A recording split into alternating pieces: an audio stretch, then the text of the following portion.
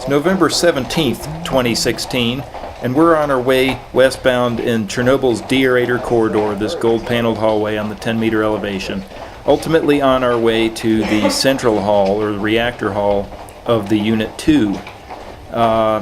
Here is Unit 2's control room on the left. We just passed its doors. We are going to try to ride the elevator up to plus 20 meters where the central hall is located, and that may not be the best idea because it is a beater.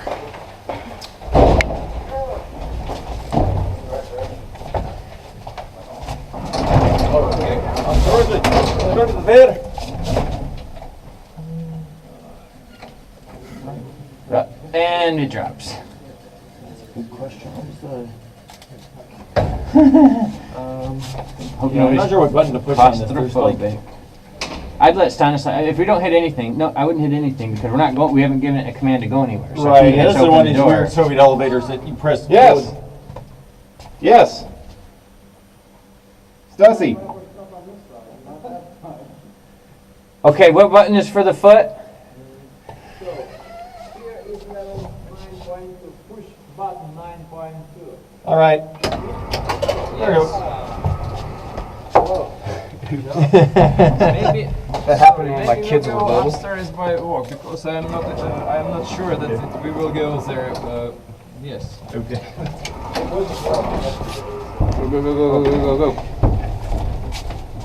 Because we have some problem with it. Let's go upstairs. Let's take the stairs.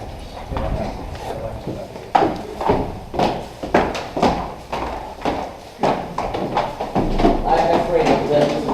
The elevator. It is possessed. Yes. So we'll work our way up this stairwell to the 20-meter elevation and get off there to go visit the central hall. This is our escort here, Stanislav Shekstillo, the long-term employee here in the information department at JNPP. He's been here since the days that this was an operational nuclear power plant.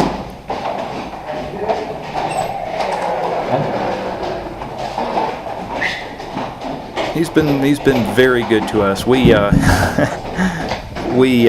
frustrate him sometimes, I think, asking to do things like visit the elephant's foot and things like that. He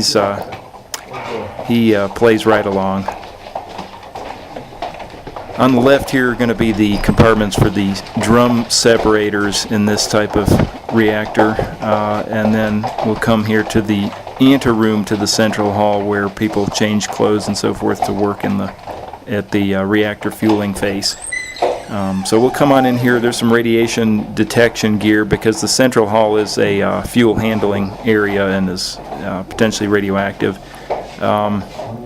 There's a bench for changing boots and gloves and so forth. I'm not going to show you the whole process because it's pretty boring watching people put on boots and gloves, but we'll speed up here and then look at some other stuff once we go in. Pictures. So, and also respirator.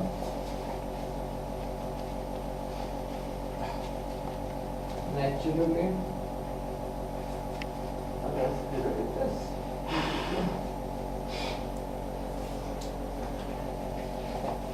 So be attentive, please, during our, being here in the reactor hall, be very attentive, please, as usually. Yeah. Yes. So that's why.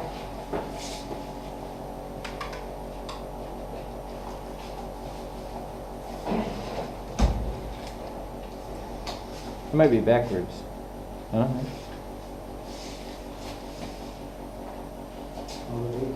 Yeah.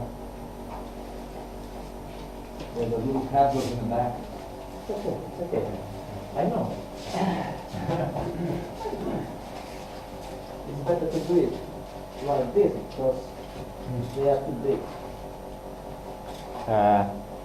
It's not 45 or 43, you see? Yeah. Can I have a small one?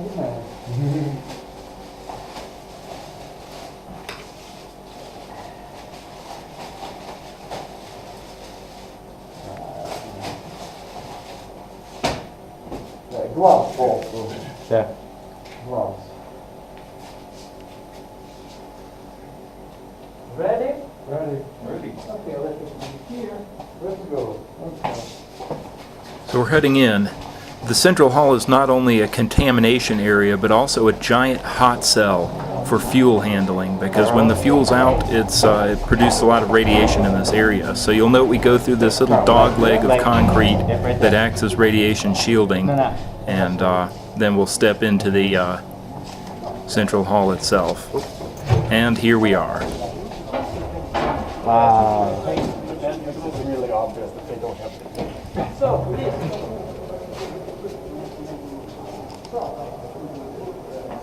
This is again small information again for you. Pay attention here while you're walking, because something is open, and the request of this operator not to go here on the yes, upper core of the reactor.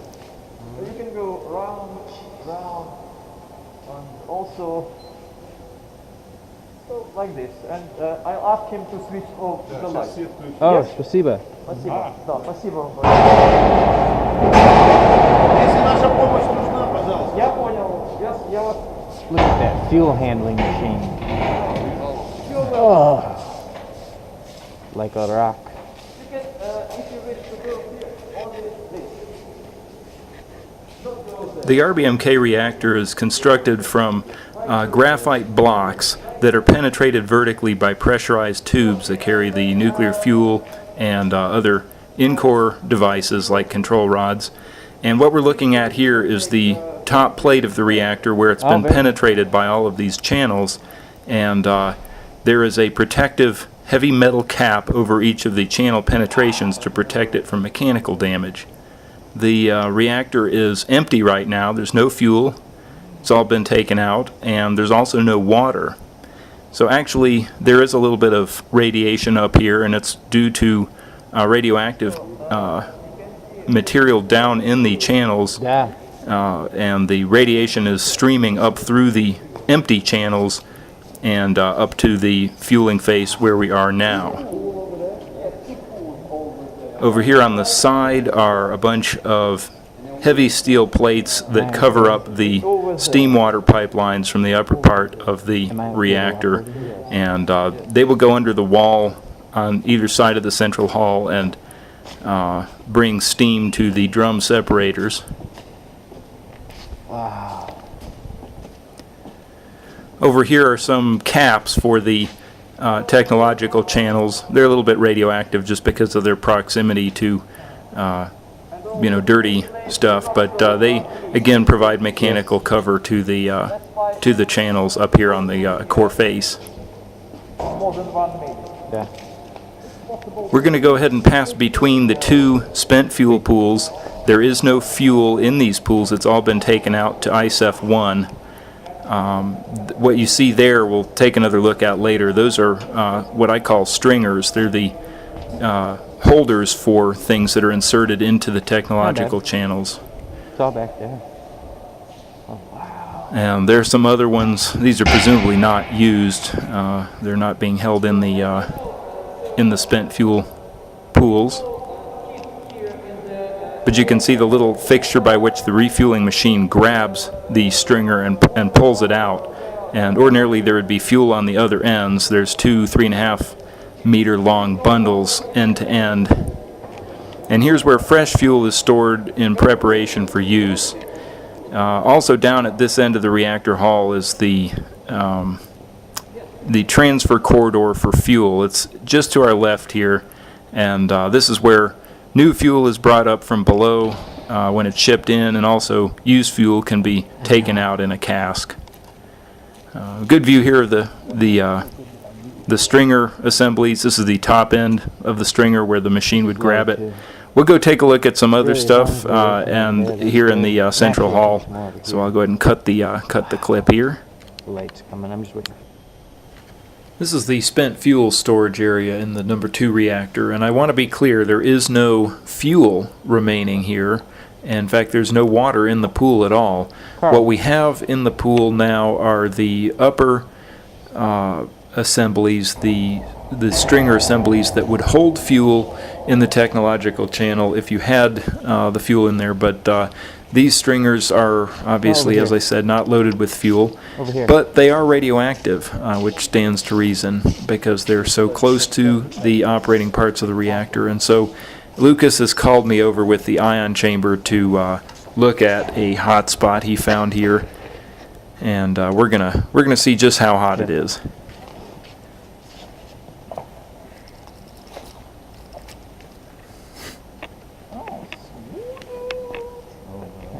Point your light at it. Point your light at it.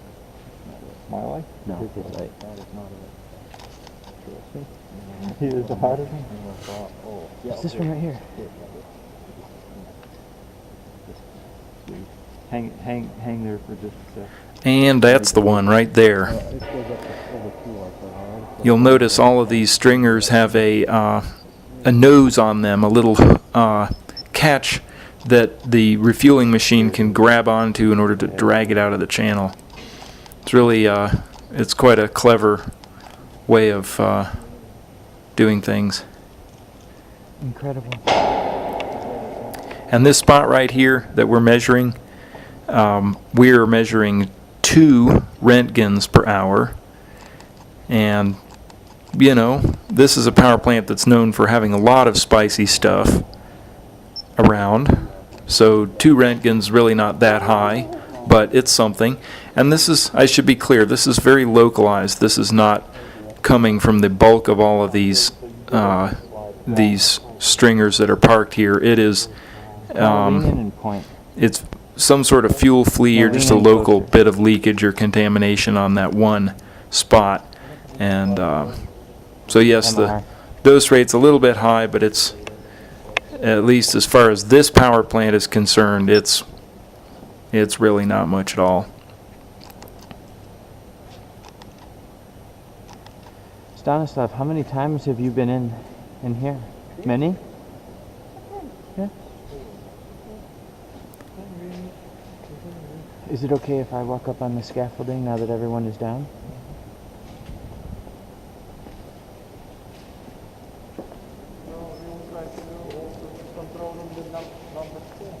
Yeah.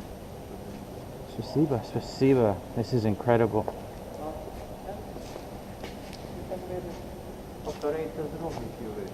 Oh, this one right here? Yes. So now we're going to go up and look at the refueling machine operator's room. And as mentioned before, the central hall of these reactors is basically a large hot cell, because when spent fuel comes out of the core into the refueling machine, there's a lot of radiation in here. And so the operator sits in a little booth behind a leaded glass window, and we'll go take a look at that shortly. But right here, while we're up and up on the balcony and have a good look down at the core, I'll just mention a few things. There are about 2,000 penetrations vertically through the RBMK core, and some 1,700 of them carry nuclear fuel. These are the so-called technological channels. And then we have about 200 more that contain control rods of various types. The control and protection system has rods that descend from the top of the core. It has short absorber rods that come from the bottom of the core. There are rapid shutdown rods, the BAZ system rods that come from the top, and there are regulating rods as well as emergency shutdown rods in multiple systems. It's really quite a complicated arrangement.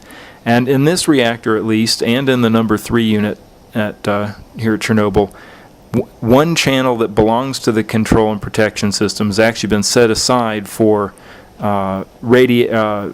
neutron doping, activation doping of silicon. And we saw that channel in the control room. Its servo indicator indicated that it was being used for silicon rather than a normal control and protection system channel. And here in the photo you can see exactly which one that is. Now we're going to go into the booth here where the refueling machine operator sits, and you can see the window that operator looks through when he's working.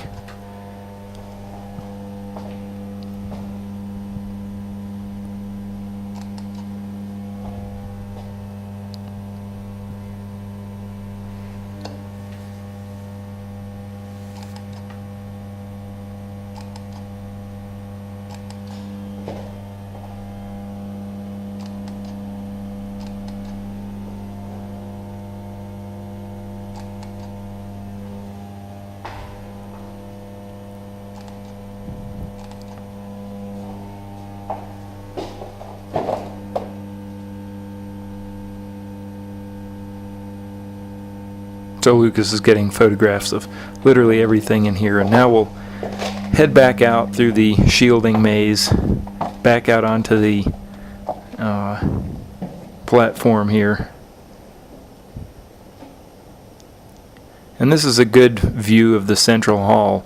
In the distance behind the reactor, we have the two spent fuel pools on the left and on the right, and then behind them, along the central axis of the room here, is the fuel transfer corridor, which is a round hole in the floor, and it is through this hole that fresh fuel is loaded into the central hall, and ultimately the spent fuel is taken out in casks.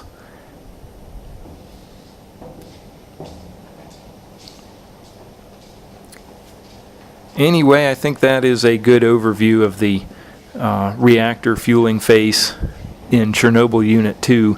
This reactor has been offline since the accident in 1991 that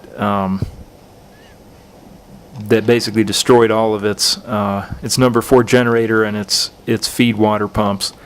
And it was a political decision not to restart the number 2 reactor, but to leave it shut down. And it's been that way ever since. So the history of this place, even though the lights are on and it's quite pretty in here, this has been a shut down nuclear reactor since before the Soviet Union came apart. So there are many people alive who have been alive for a shorter period of time than this reactor has just been sitting here. And so in the nuclear decommissioning business, things take a long time. And the number 2 reactor here at Chernobyl has been just sitting in this defueled state now for quite a long time.